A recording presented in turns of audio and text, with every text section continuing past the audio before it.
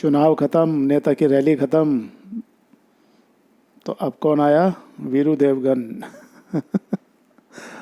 और वो भी जब जब अब कुछ कहने की ज़रूरत ही नहीं है, लोग सब समझ चुके हैं, जानते हुए भी जो बोल नहीं सकते हैं। सबकी अपनी अपनी मजबूरी होती है,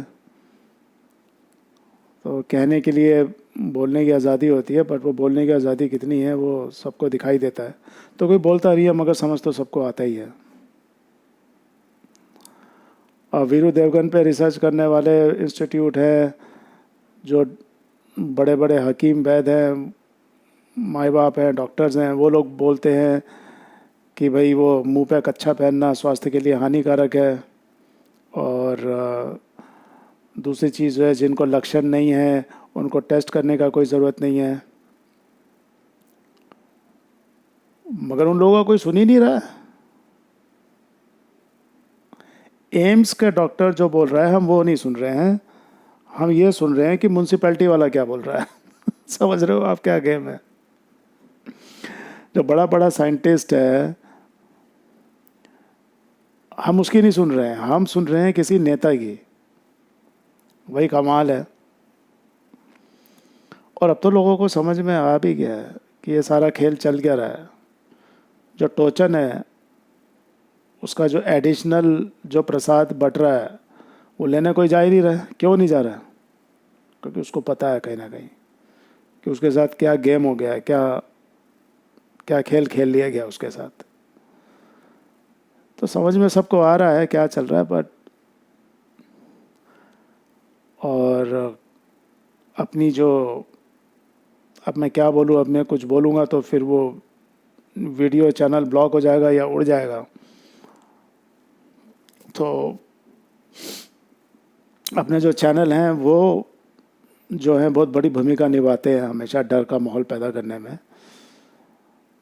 इनको डेटा कहाँ से मिलता है ये मुझे समझ में नहीं आता है कि फ़लानी जगह इतने वीरू देवगन वाले मरीज हैं और इतने जनों को वीरू देवगन पॉजिटिव आ गया है। इतने जन जो हैं वो ये क्या करते हैं? इनको, इनके पास कोई जादू की मशीन है क्या? इन लोगों को at at the given point of time इनको ये नहीं पता होगा कि इनके इनके कितने एम्प्लॉयज़ इंडिया में काम करते हैं, मगर इनको ये पता है कि किस गांव में कितने वीरू देवगन वाले बैठे हैं। भाई कमाल की बात है ये तो। और रोज़ का अपडेट आता है इनके पास, डेली का अपडेट आता है। स्टॉक मार्केट के अपडेट से भी फास्ट अपडेट आता है इनके पास। अभी कुछ महीने पहले कोई शोर शराबा नहीं था, वीरू देवगन किधर है किसी को पता भी नहीं था।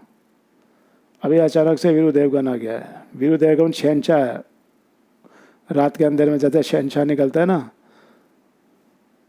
क्या गाना था वो, निकलता हूँ, क्या है ना, शहनशाह, वो मेटल का हाथ पहन के शहनशाह निकलता था, ऐसे ही वीरू देवगन निकलता है।